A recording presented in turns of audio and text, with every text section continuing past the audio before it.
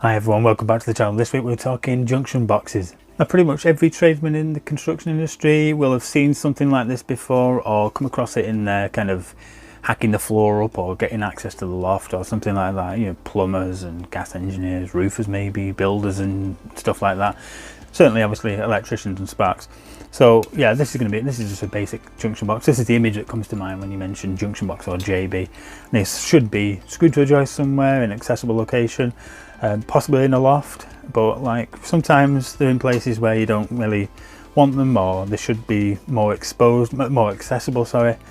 Talking about exposed, if you've ever come across one of these with the lid off like I have and had the unfortunate experience of putting your hand on top, well, you certainly know where it is then. Alright, so in this video we'll have a look at this and a few of the maintenance free boxes I have here on the bench in terms of where they go, accessibility, maintenance free and IP rating, that kind of stuff. I've also dug something out of the war chest, a blast from the past, something and you don't really come across that often. I dug it out of a floor a couple of years ago and we'll have a look at that as well. It's a junction box, it's just a relic. First up we'll have a look at this, this and this. Have a look at the black one first. You can see there's some numbers up here. You've got 3, 2, 2, 4, 3, 2, 3, 2. And what do these mean? Well, basically, depending on how you're going to use this junction box, like if you're going to be connecting, breaking into a ring for instance, spurring off, or you're just basically joining two cables, what you could do is if you line that two up and that two up with two open holes here, two opening, you can see this one and this one are closed. So for instance, if you were going to run it like that, these two are blanked off and your cables can run in this way, and that's what the 2 and 2 is for there. Basically telling you that there's two open places for the cables to come out. Now that's exactly the same process if you want to do 3. So you just rotate that 3 round to one of the holes. Look here, so you're like 12 o'clock, 3 o'clock, 9 o'clock, and that tells you that this one, 6 o'clock, is blanked off. And it's the same with 4. So if you want 4 up here, if you just rotate your 4 round up there, and then there's no other ones around here, but basically all 4 are open now, and that can accept 4 cables. So we'll get rid of this, have a look, open it up. Inside 3 terminals, and there's also some little blanks you can knock out there. So there's actually 6 ways that you can access this junction box with cables. Just go on the back. Now we've got 4 times 4 mil squared, so that's the maximum that they want in there. We've got a BS number 60670 and 30 amp 250 volts. This thing pretty much identical to that, apart from the fact it's got same numbers on everything. It's got an extra terminal, it's white, and it's rated to 20 amps. You just see it there shimmering in the light, if you can see that, 20 amp. So again, 60670, 20 amp. The cables they want in here, 4 times 1.5 square mil max. Again, exactly the same. You've got 2 holes to screw it to the a joist somewhere accessible. So you can test it, get to it, and make sure connections are okay. There's no signs of damage or fires or overheating in any way. The same with this one as well. You can see there's a couple of screw holes where you can fix that to a joist. So that's those 2. This one's slightly different, obviously a different shape to start off with. We'll pop the top off this one. You can see already the brass terminals inside, massive chunky thing. That tells you there's something big going to be connected up to that, bigger cable, bigger wattage, so you know, like more power. So it's going to be for like a bigger type connection. Certainly not going to be using that for lighting, hopefully, and you know, maybe throw some 6 mil in there or something, or 10 mil, 16 mil. It's even saying 3 times 25 square mil, so there you can see if I look at it, 25 mil there square. And this one is also actually has some cord grips there, so you can actually unscrew them, get them in. You get your cable in there, screw that down, and they've given you 2 screws for each conductor there on either side as well. 2 major entry holes there, and then these are not actual cable entry holes, these blanks, these are actually the screw holes. So obviously 4 screws on there, pretty substantial if you ask me. On the back, flip it round, 60 amps it's rated to, and it's obviously a junction box. We got a BS number on this one? No, we haven't. We've got no BS number whatsoever on this one. We got anything? Oh yeah, there we have BSCN 60670. Right, put that down. We'll move on to something slightly different. Batting for team maintenance free, we have the Wago box and the Ideal Inshore box. These are pretty much, apart from the obvious colour differences, these are pretty much the same type of enclosures. So nice and light, designed to be maintenance free. So we've got up here, we've got a BSEN number on the front here. We've got one here, BSEN 60670-22. They're both IP2X. And like I said, apart from the obvious size and maybe shape and colour, they're pretty much the same type of enclosure. These both come with their own connectors to connect up, and we'll have a look in the Wago box at the moment. And you can see, first off, a lot of room in there. Get one of these down there, and that's how you make your connections. That's your cable will go on the end of one of them in there, nice and tight against that cord grip. At the top here, you can see in the camera, you can see it's MF, stands for maintenance free. So that's the symbol you're going to be looking for. We've also got BS5733. I'll look in the regs later on, see what that is. There's also some other writing up at the top, which is going on about what terminals to use, the rating, ampage, stuff like that.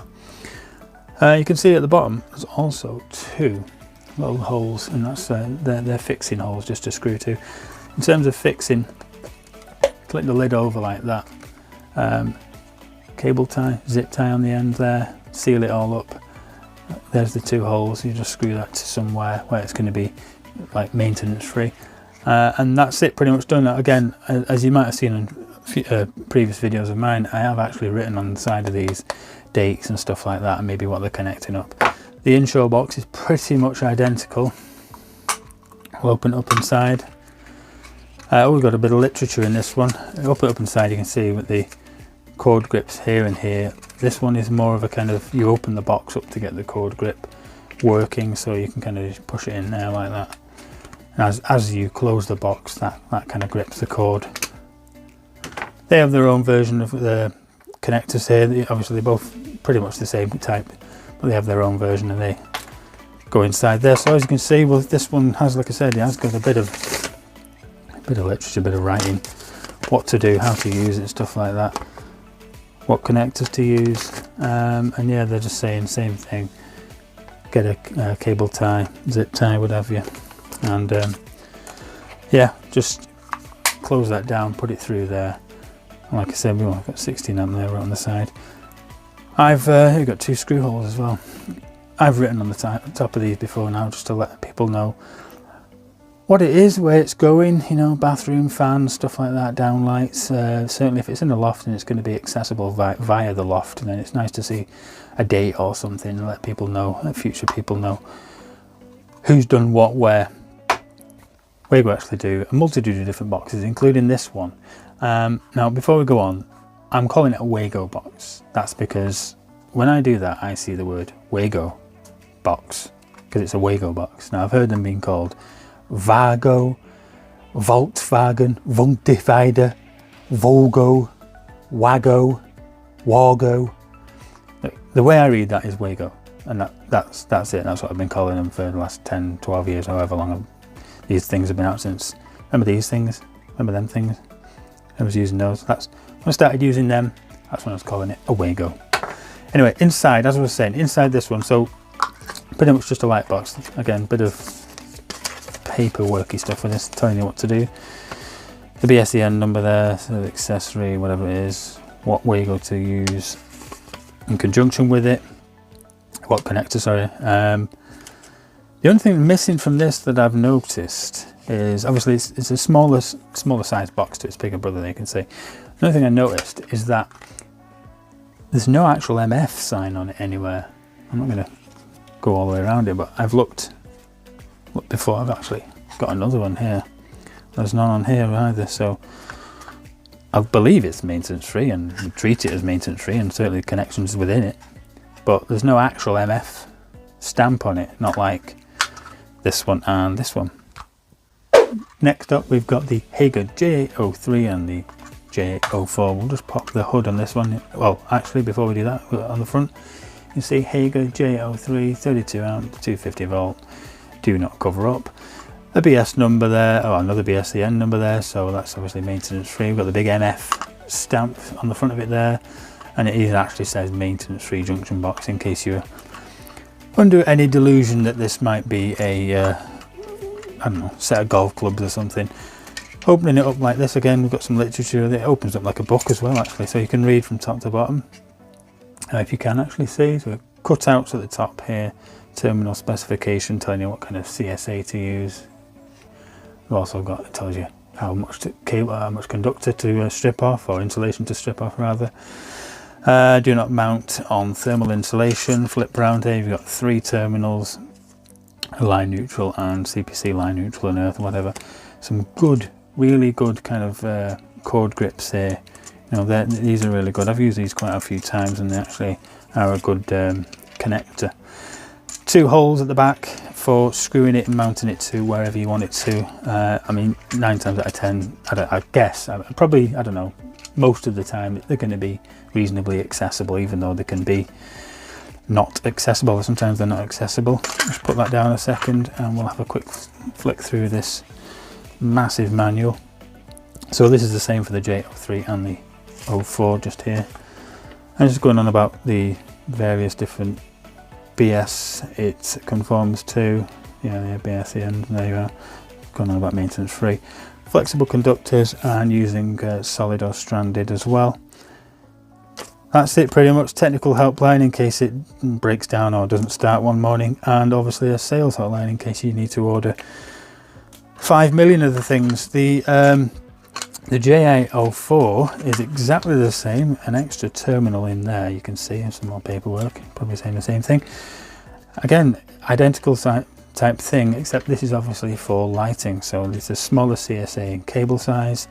Although it's actually saying here 2 times 2.5 mil at the top, if you can see. I'll flick that up there. But yeah, this is more like maybe downlights or something, or lighting in general, maybe extractor fans, that kind of stuff, whatever you're going to be using it for. They've given you an extra terminal you can use for your switch live or something like that. And that's the I broke it now. That's the 2 Hagers. It says Hager a few times. Looking in the back there, Hager. Yeah. That's the Hager version of their maintenance-free box. In terms of downlights, you can actually wire them with these boxes in some form of arrangement. One of the little Wago boxes as well, the Wago box light. I tend to go for something like this. This is a click connector, click connection box, whatever, and a Greenbrook do one as well. Pretty much self-explanatory. You've got writing all over it again as usual. So you've got EU design registration numbers. Click have been wrote themselves all over it about 10 times as well, just in case you were in any doubt as to who makes it. So there's a BS 5733 number on there, a rating of 20 amp. Basically pull it apart just by pushing that down. So the accessory goes on here. You see you've got 4 pins there, 4 pins there. That'll click together there like that, and this side we've got 3 cable entry holes, and we'll open it up and see what's going on inside.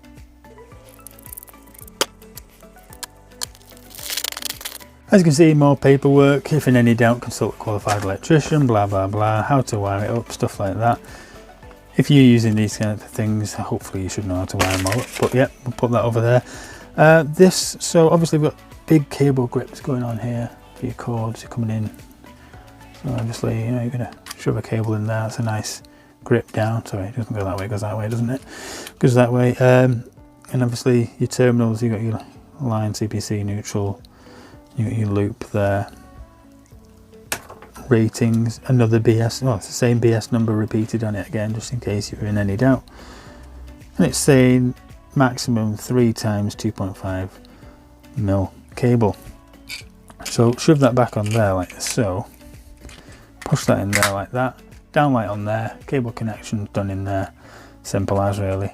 Not necessarily maintenance free, but if it's just behind a downlight, it can be had a look at, inspected. As a budget response to downlights, there's also this D-box.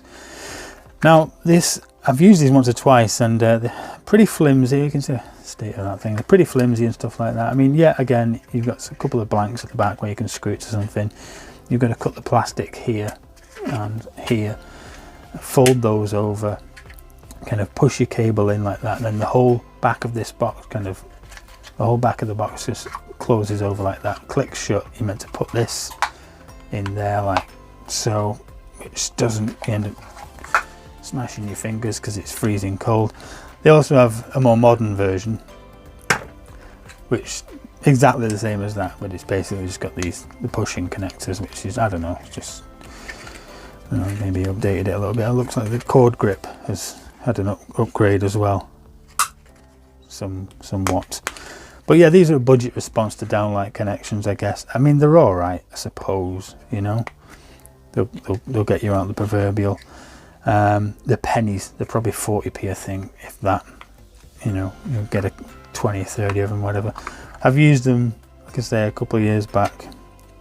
Never really had a problem with them. It's just a nightmare using them. It's quite a fight to get all the cables and stuff, especially if you've got quite a few to do. It's quite a fight. So I do opt for these type or the Greenbrook, like I said. But yeah, just while we're talking about downlight connectors, I'll just run these up because they are actually a solution of some kind, I guess. Next up we have the whisker box from Whisker, and these come in various different shapes and sizes as well as different colours. Whisker, I mean, I used to call these weather boxes way back, a long time ago, probably when they first started to come out, because they're for obviously mounting outside, on the outside of your house or your outbuilding shed, anywhere outside basically. And this one, obviously small as it is, nice size in there for terminations and various different make-offs. We'll have a look at this one as well. Open up in there, and there's other bits to fix onto it inside, and you've got these little rubber, shut it down again, you've got these little rubber holes here with like a blind grommet, if you like, and you just stick something through there, and obviously shove your cable in there. And it's not, it's not waterproof, but that's giving you a great level of protection there for your cable. You're not necessarily going to mount it like that with the rain falling on top. You'd do it that way, but yeah, excellent for outside. Again, with these, and especially this bigger one here, they've come up with this Wago thing here as well. So there's like a cradle, and you can attach some 221s to the side of it. So your cables will come in here, whatever. I don't know what you're going to be doing. You can come in, spin it around, come in through the back here, where there's a couple of, again, rubber blind blanks here. You can push your cables through. And they've got the terminations in here already, so you can come through here, make your terminations, then go off to left, right, up, down, wherever you're going to be making socket or outside lights, that kind of stuff. One of the great things about these is that you can get your glands out, and the blank here, the little blind grommet inside there, that rubber part, that'll cut out, and you can actually throw a kind of gland up there. There's a thread on the inside, and that'll just start threading in there. I'm not going to keep going because it'll start cross-threading before you cut that rubber out. But yeah, you can thread it up there, and obviously you've got more of a protection for your cable entry there coming through. These are not maintenance-free boxes. They're not designed to be. They're actually designed to be accessible. So, like I said, weather boxes I used to call them. So doing a report, doing an inspection, something like an EICR, something like, you could find one of these in a garden or garage, porch, wherever, high up, low down something. You'll just pop four screws out, have a look inside. Most of the time it's okay. If it's been installed correctly, it's pretty all right. But sometimes you open the front up and you'll see something staring back at you with 8 legs, sometimes more. And that's when you've got problems and trouble with the obviously ceiling arrangements and stuff. In most cases you'll be able to clearly see the power coming in and the accessory it's feeding, and obviously make a note of any abnormalities in there. Right, that was the whisker boxes. After that edge of the seat whistle stop tour of domestic junction boxes and enclosures, we'll have a quick look at what the regs say. In here I've highlighted a few areas where it mentions what we've been talking about. Now, to avoid looking like an old grey wizard flicking through a book of spells, I put a few tabs on the side just to help me get there a bit quicker. First tab we come to, it's page 137 and it's regulation 521.8.3, where two or more circuits are terminated in a single junction box and they should comply with BSEN 60670-22, so this Wago box here basically. A couple of pages up the road on 145 you've got 526 here, electrical connectors. So you've got 526.1, every connection between blah blah blah blah blah, you can read that yourselves, and 526.3, another regulation there, every connection should be accessible for inspection, testing, maintenance except for the following, and it'll go on and list it. If you just flick over to the next page over at the top here, highlighted that one there, it says equipment complying to BS 5733 for maintenance free accessibility. It should be marked with the MF thing. You can just clearly see that MF up there in a circle, and installed in accordance with the manufacturer's instructions. Next slide please. If you go over to page 342 you'll see BS 5733 2010 there, and then again specification of general requirements for electrical accessories, and you can see there's a quoting regulation there as well, a reference to that regulation 526.3 which we just saw back there. Right, the next page over, if you jump 6 pages up you'll see on page 350 at the top BSEN 60670, and then up there it's just explaining basically boxes and enclosures for electrical accessories, household, similar fixed electrical installations, so on and so forth. It's mentioned a few times in the regs, and I'll flick to the back here now where it's going to, you know, it flicks you all over the place in the book. You know how these books work. I'll have a look at this back one here, which is kind of the main one. If you turn over to the bottom of page 505, you'll see it saying junction box to BSEN 60670-22. Junction boxes with screw terminals must be accessible for inspection, testing and maintenance. So it's basically talking to you about these kind of things. Yeah. Alternatively, use maintenance free terminal. So this type thing, and that's basically all there is.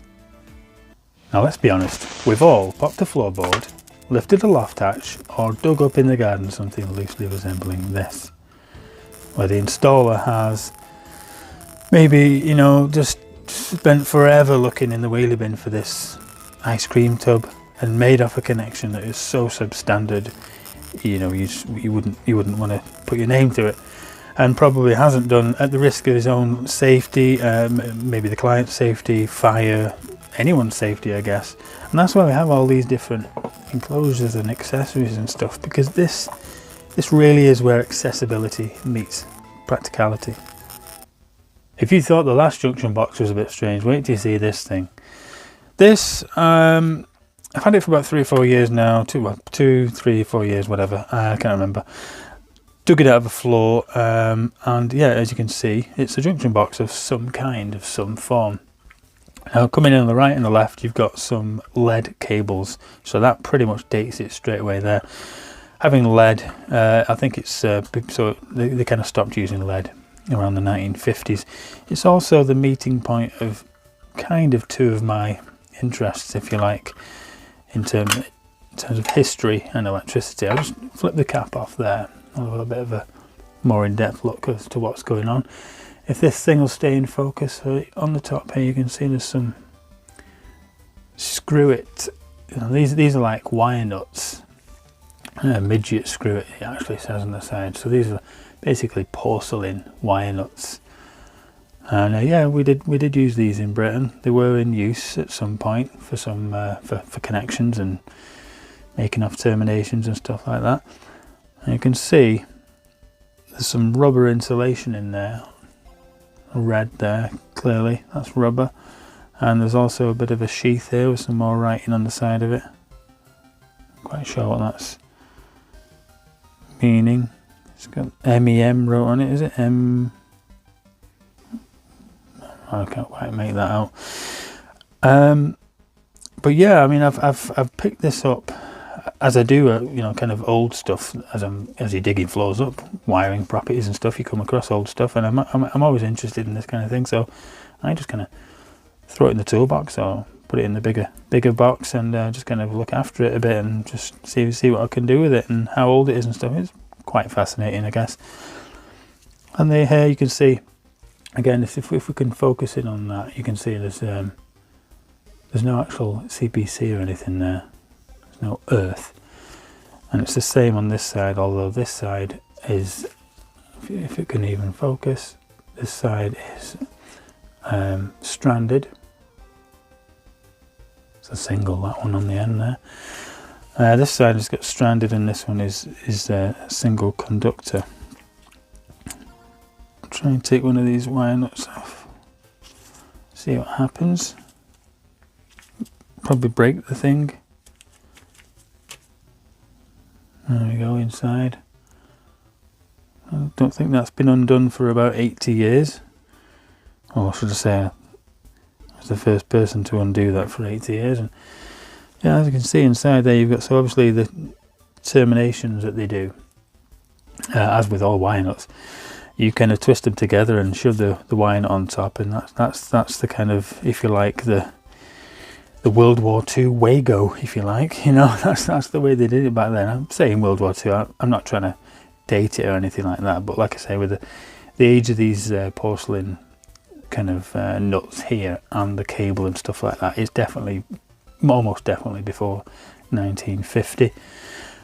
With this kind of cabling as well, I think they used it from the sort of like 1800s right up until just after the war. I've done a little bit of digging around, and that's as much as I can kind of find out without spending too long on it. Interesting thing on the cable grips here, the cable kind of clamps, you can see how they're screwed down into the cable. They're actually causing it damage, which is obviously probably why we don't see many of these lying around anymore, because, you know, over time this is just gonna bite into it and chew into it, especially with this being lead. Probably cause more damage than harm. In terms of G-box, I've never heard of this until at the time of pulling out the floor. Never seen anything like this before. There's obviously some knockouts on either side where you can kind of, you know, with your cutters, whatever, pull off, cut out your desired, you know, your ways for your cable to go. Well, yeah, I just thought it was something interesting to show and throw up there and let you guys see, and if you've got any questions about it. I say questions, it's more answers really, because hoping that someone can shed some more light on it than I know, or the information I've been able to squeeze out of the worldy widey webby. The kind of the cables and these kind of midget screw it connectors do kind of give some form of a date. But in terms of this G-box itself, this kind of a accessory or enclosure or whatever, I can't really find too much about this. I mean, yeah, even just punching that into Google doesn't really bring too much up. Notice there's a patent number at the bottom there, but here it is up against kind of conventional, usual nowadays size junction box, a little bit similar if you like. Obviously it's metal, and it's certainly no CPC in sight, no earth connection in sight. But yeah, it's like a four-way, isn't it? Coming, you can go this way, this way, this way, and this way. I just thought it was something interesting just to throw out there. As usual, answers on a postcard to the comment section down below on this video. I'd have no problem installing a junction box in an accessible location where you can open it up and inspect to see the condition inside, the condition of the cables, the connection, stuff like that. Make a note of it or something, versus, you know, your maintenance-free stuff that's just been stuffed into the roof space and forgot about, and who knows where, God knows how, whatever, someone's tidied it up inside and it probably looks like a bird's nest, sleeving missing and all kinds of stuff, maybe some loose connections. And yeah, I mean, to be honest, this wins there because it can be treated like an accessory and you can make a note of its condition, and if you need to make any connection, any adjustments to the connection, you can do at the time. That thrown anywhere in the ceiling, in anywhere in a domestic property, you know, I've seen these all over the place, behind cooker hoods and stuff like that. And then if that's deemed maintenance free, then it's kind of forgotten about. And so you're not going to start testing it, opening it up, looking for it, for instance. Something like this on show, somewhere where you can see it and you can access it, it wins. You call me old school, but I still believe a proper mechanical connection is the best way of connecting up cables, especially when you're pulling lots of amps. There's a big load. Anyway, what do you guys think of the G box? The that old school Junction box that I found on a landing. I think it was about 2 years ago. We did a rewire. It was powered up. It was live at the time, and in use and stuff. Obviously, it was lead cable, so it was really old. But yeah, in the course of the rewire, obviously chopped it out, threw it in the war chest, brought it back here, and I thought, you know, along with the other relics and bits and pieces I've got, I'll try and feature it somewhere in a future video. Here it is. Thank you so much for watching, guys, as usual. I'll see you next time. Bye now.